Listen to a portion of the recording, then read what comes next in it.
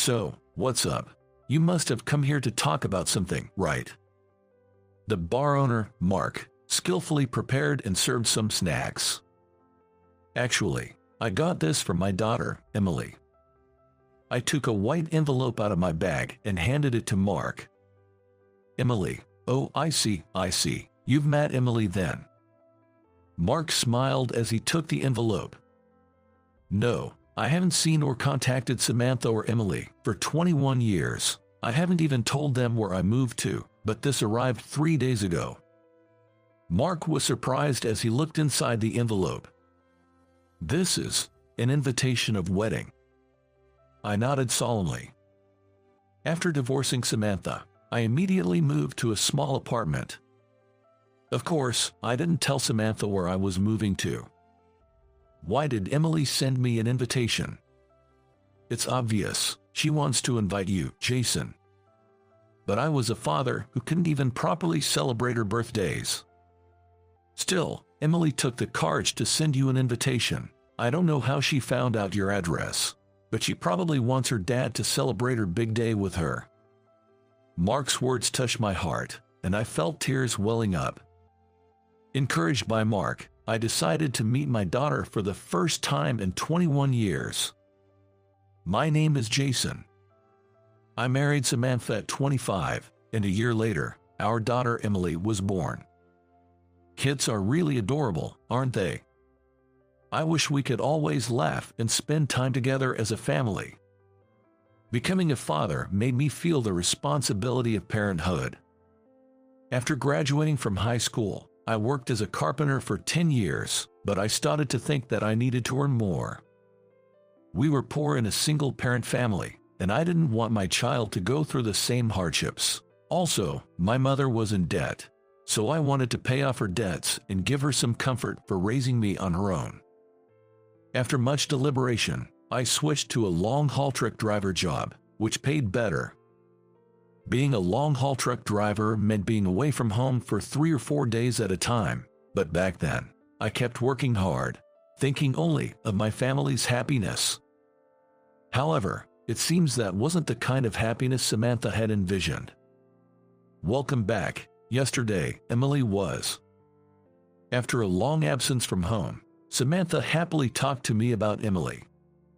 But back then, I couldn't understand Samantha's feelings at all.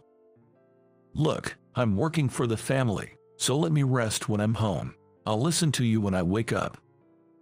I would head straight to the bedroom upon returning home. Without any malice, I said such things to Samantha, who was taking care of little Emily all by herself. I'm sorry. I can forget the look of sadness on Samantha's face as she apologized. I wish she had just lashed out at me then. Maybe then, I could have understood Samantha's feelings. But I knew better than anyone that Samantha wasn't that kind of person. She never spoke ill of others. She always prioritized the feelings of those around her over her own. Somehow, I had cornered the kind-hearted Samantha without realizing it. You don't have work this Saturday, right? One day, Samantha timidly asked. I have work. I'm leaving on Friday and coming back on Monday. Why? Is something happening on Saturday? Hearing my words, Samantha looked down. It's Emily's 4th birthday. After Samantha's reminder, I finally realized that this Saturday was Emily's birthday. I'm sorry. Let's go buy something Emily wants together in next week. You were working last year and the year before too, right? Huh? Samantha glared at me, her eyes brimming with tears. You promised Emily last year that you'd definitely celebrate her 4th birthday together. I couldn't say anything for a while as Samantha yelled, tears streaming down her face. But it's not like I was out playing. I just didn't want her to go through the misery of not having enough money. That's why I'm working so hard. I understood what Samantha wanted to say, but I got a bit irritated at that moment. I'm sorry, but I have to work. I'm working for the family. I'm sorry too. Saying that, Samantha wiped her tears and fled to the bedroom. Good morning. The next morning, seeing Samantha act as usual made me feel relieved. She must have understood. That's what I thought. And on Friday morning, I greeted Emily as usual. Emily, Daddy will be back on Monday. Make sure you listen to Mommy, okay? If I brought up her birthday, it would remind her of the promise and things could get out of hand. So I deliberately didn't mention her birthday. Bye, Daddy. Emily smiled innocently as usual. When I get back, I'll make sure to say happy birthday properly. I'll buy her something she likes. Convinced that working for my family was my mission, I left the house as usual. Little did I know, this would be my last memory of Emily. On Monday, I returned home with a dolphin plushie Emily liked. I bought it impulsively at a souvenir shop on the highway. I'm home. Shocked by the empty, dark interior, I was stunned. Samantha and Emily, along with their belongings, were all gone. In their place was a divorce paper and a note on the table. I've lost the meaning of being a family with you. I will raise Emily by myself. The note mentioned that Samantha's parents were furious and insisted I never visit their home. I just collapsed there, feeling drained. What I'm doing. I have completely failed to understand Samantha's feelings. Only regrets rushed in. Despite the note warning me not to come, I drove 3 hours to my in-laws' house in a hurry. As expected, my in-laws turned me away, not letting me see Samantha or Emily. That's why we were against your marriage. Look at how worn out Samantha is. You probably don't know, but she's been seeing a psychiatrist. I had no idea about any of this. Samantha never mentioned. My mother-in-law sharply rebuked me as I tried to explain I hadn't heard any of this before. You never listened. You're hardly ever home, and when you are, you go straight to your bedroom. Never show your face to us again. I couldn't argue any further. Samantha was an only child, cherished and raised carefully by her parents. Her father worked for a major company and intended to marry Samantha off to someone well-raised and from a good background. Then there was me, with less education. Being from a single-parent family and poor, with not a great income, my in-laws were always against my marriage to Samantha. Yet, I went to persuade them time and again. I will definitely make Samantha happy. I won't let you regret this. Please believe in me and let me marry Samantha. In the end, my in-laws relented and agreed to our marriage. So, causing Samantha sadness and even driving her to the point of needing medical attention was unforgivable. Samantha and Emily are our responsibility now, so don't you ever come back. That's the only thing you can do for them. With the door slammed shut, I had no choice but to hang my head in defeat. As my father-in-law said, all I could do now was accept the divorce and disappear from their lives. What followed is a blur. A few days later, I received a business-like email from Samantha. I've filed the papers. No reply necessary, and just like that, Samantha, Emily, and I became strangers to each other. Time passed, and it's been 21 years since the divorce. Now, I find myself in front of a bar. The sign out front reads closed today. Every Wednesday is a regular holiday, right? As I turn to leave, disheartened, "Hey, is that you, Jason?"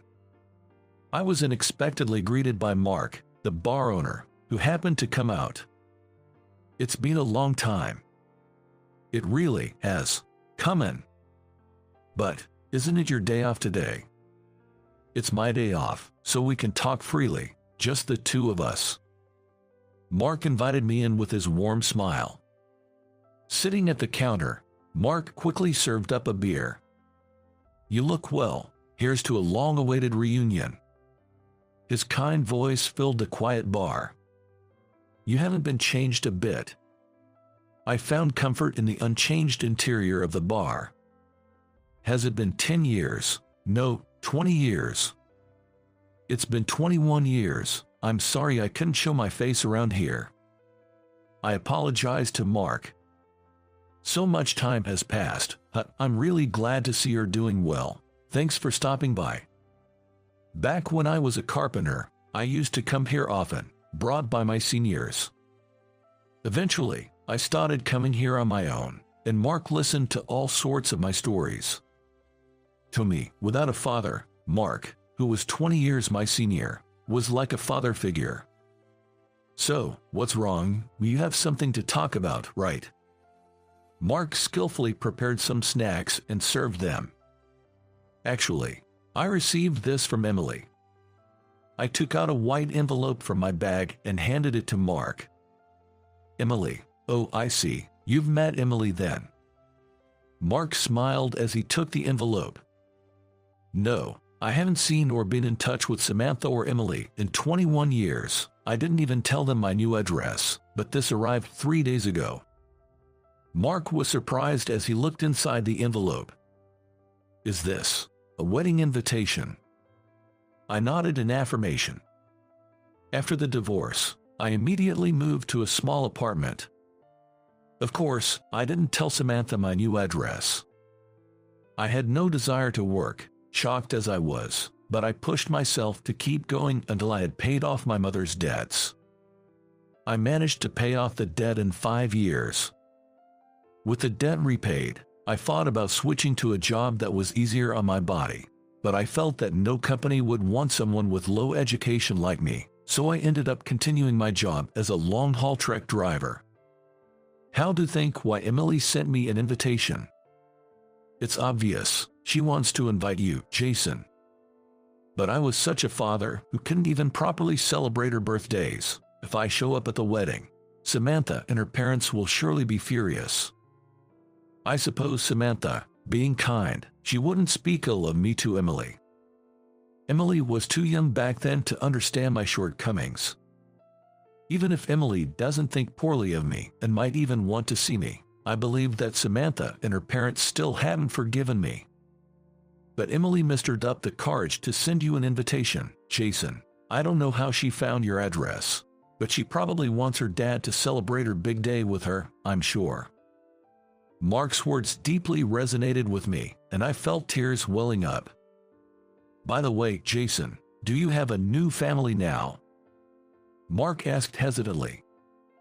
No way. My mother passed away 6 months ago, and I'm truly alone now. Being alone is lonely, but the only ones I love are Samantha and Emily. I believe living in a way that doesn't embarrass them is the least I can do to atone for my sins. My mother had often encouraged me to remarry. She must have been terribly worried about me being alone after she was gone. But I stubbornly refused. I couldn't fathom walking for life with anyone other than Samantha and Emily. Jason, you've been head over heels for Samantha since the day you met her.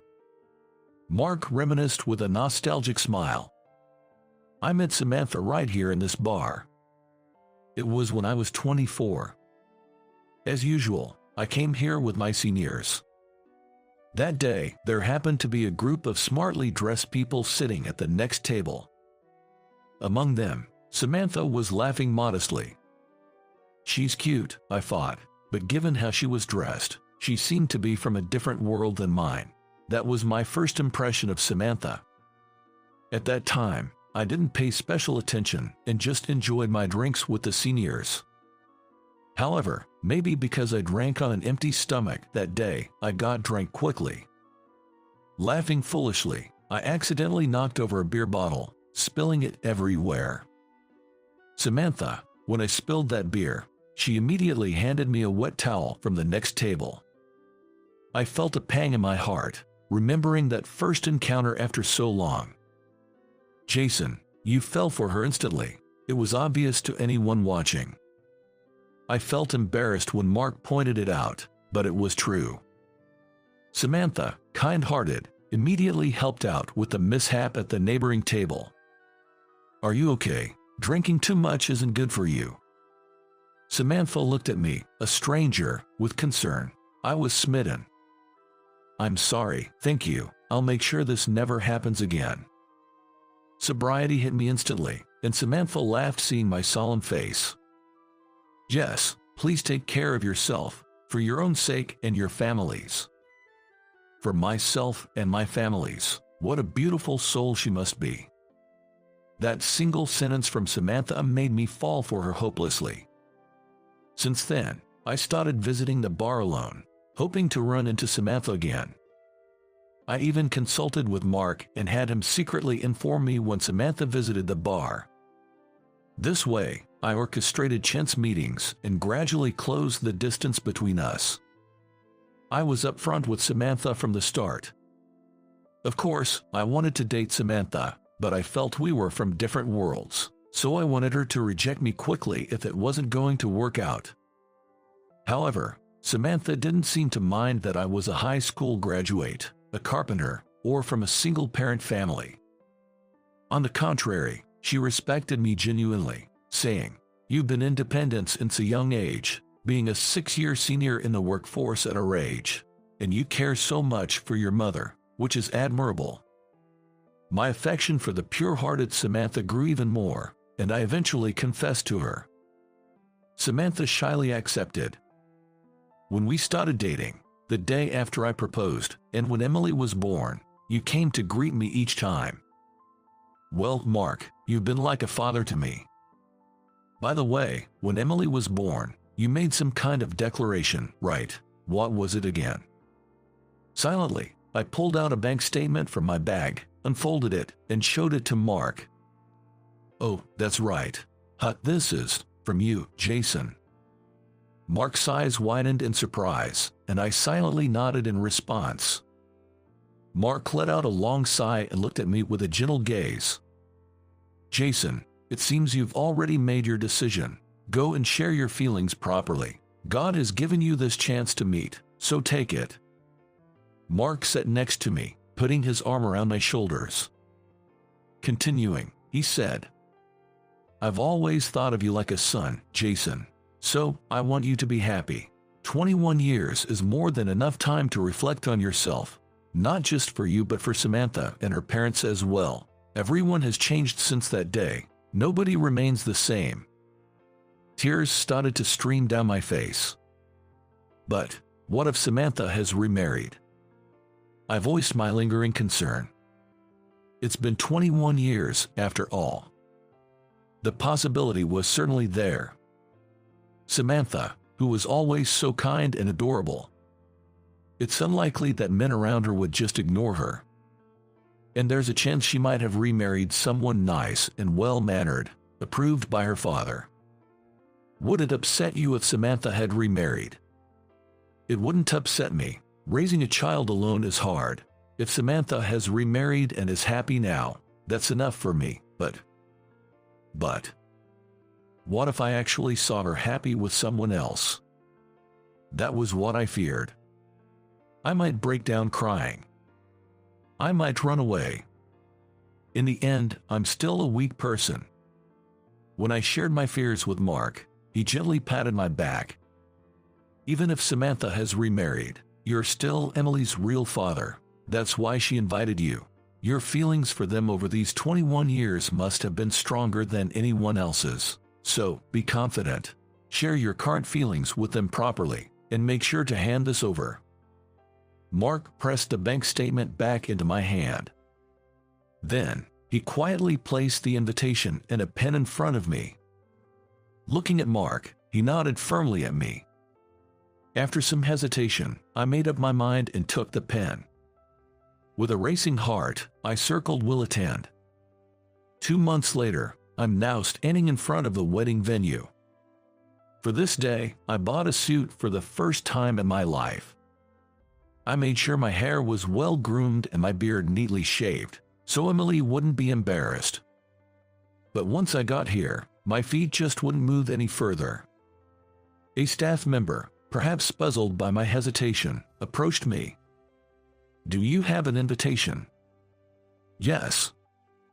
Tentatively, I showed the envelope containing the invitation.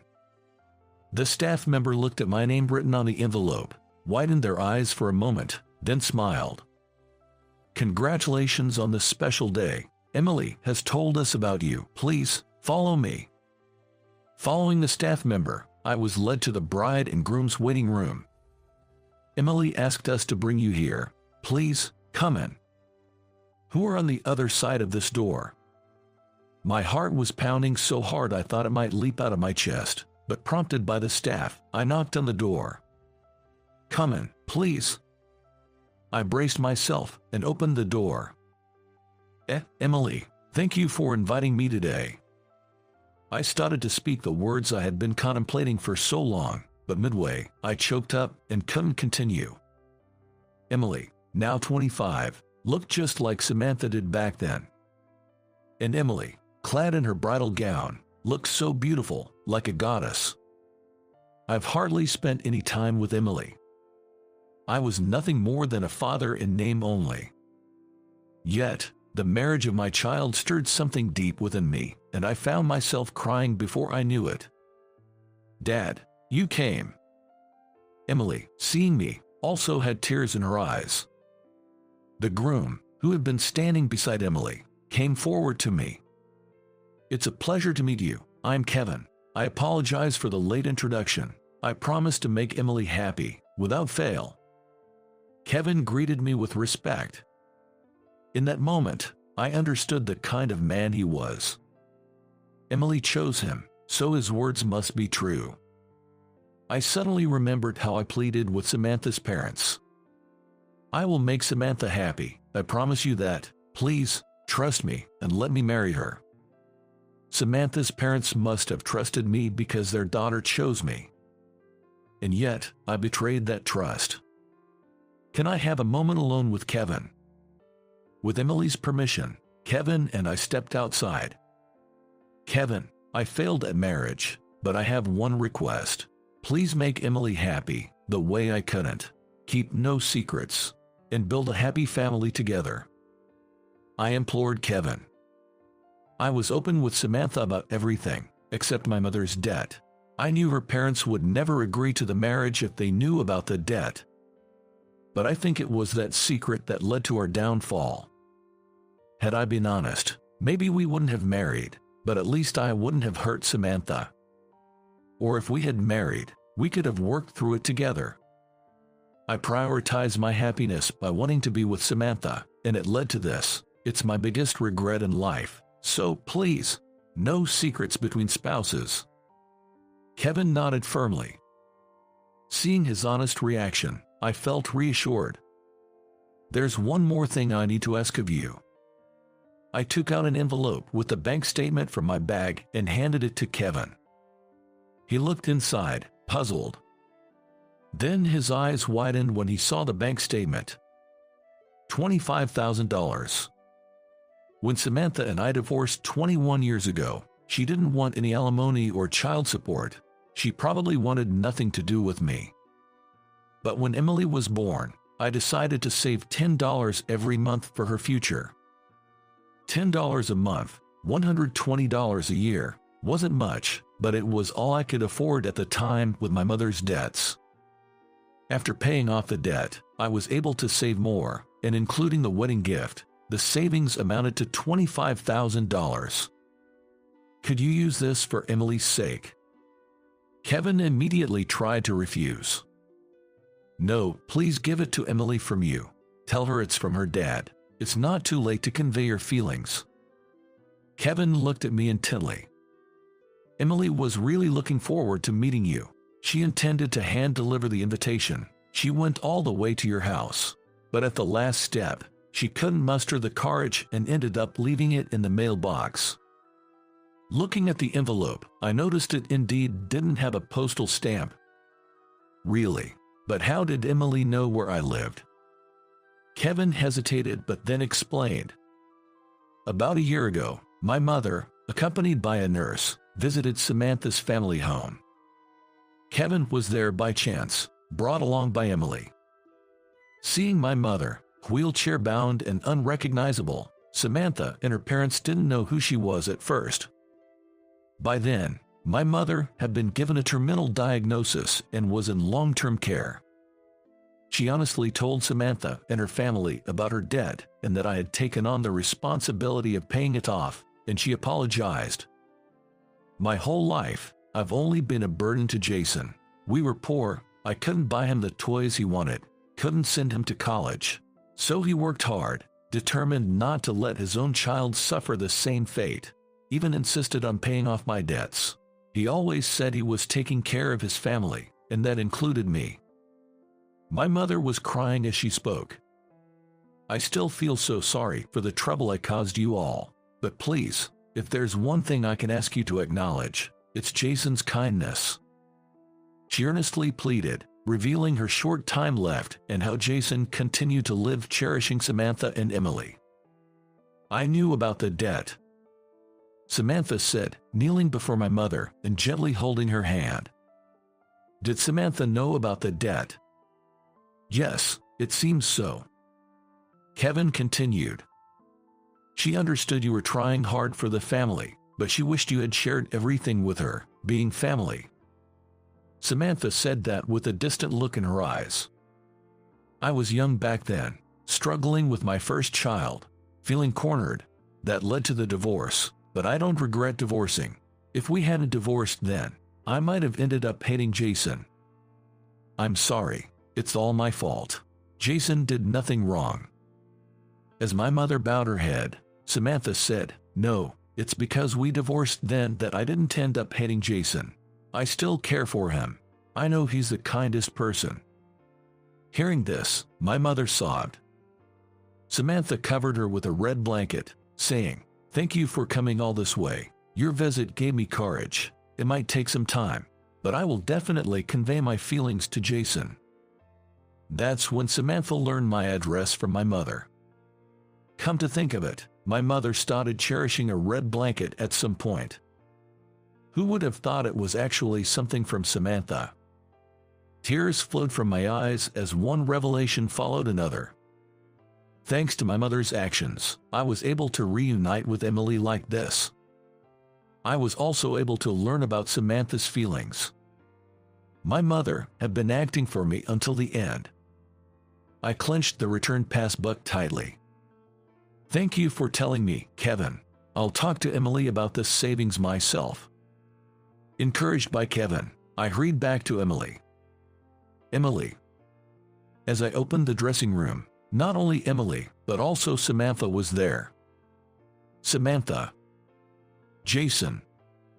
I had no more doubts. I was determined to express my feelings. With a firm grip, I exclaimed, Samantha, Emily, I'm truly sorry. For 21 years, all I could do was wish for your happiness. I thought I had no right to see you both, but I've always cared for you both more than anyone. Thank you for inviting me today. Thank you so much. My emotions from 21 years poured out. At over 50 years old, my face was a mess of tears. Seeing me like that, Samantha and Emily laughed through their own tears. Jason, you haven't changed. You cried openly like this when I accepted your proposal too. Really, Dad, you're such a crybaby. Listening to their banter, I could sense Emily's growth. Have you been well? Yeah. Not drinking too much? Not at all. Are you cooking for yourself? Mostly store-bought food, but I cook my breakfast every morning. That hasn't changed from before. Samantha and I looked at each other and laughed. We felt the bitter sweetness of the times before we were married. You two seem to be getting along well. Emily made fun of us. You didn't remarry, did you? I tentatively asked Samantha. Remarry? Samantha and Emily exchanged looks and burst into laughter. There's no way Mom would remarry. Even though Grandpa suggested it many times, she always firmly refused. Samantha chuckled softly. For Mom, Dad has always been the most important. Samantha's face turned bright red. Then, somewhat embarrassed, she responded. Yes, well, that's true. I thought about contacting Jason so many times, but I hesitated, thinking what if Jason had a new family. The idea of Mary marrying is absurd. Samantha and Emily have always been most important to me.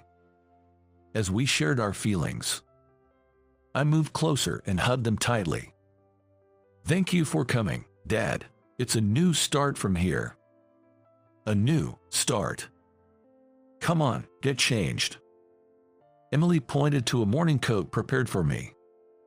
Be there as my father, properly. But I haven't really done anything father-like.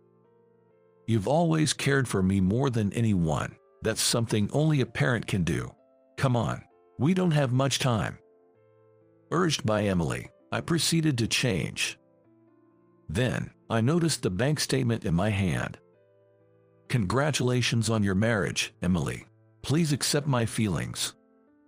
As I spoke of the savings, tears welled up in Emily's eyes. The savings that had been accumulated month by month for 25 years. You really have always cared for Emily more than anyone. Samantha was also in tears. Thank you, Dad. I'll use it wisely for the family. Relieved that they accepted it, I felt truly at ease. This was the first time I did something father-like for Emily. I felt a newfound confidence in myself. The wedding proceeded as planned. Having a proper conversation with Samantha's parents, this day brought significant changes to my life. And a week later, here I am, standing in front of Mark's bar. Beside me are Samantha, Emily, and Kevin. Mark, the bar owner, is like a father to me. I always make sure to greet him at every important moment. With that, I energetically opened the bar's door. Welcome. Mark warmly smiled upon seeing us four. Mark, I remarry Samantha.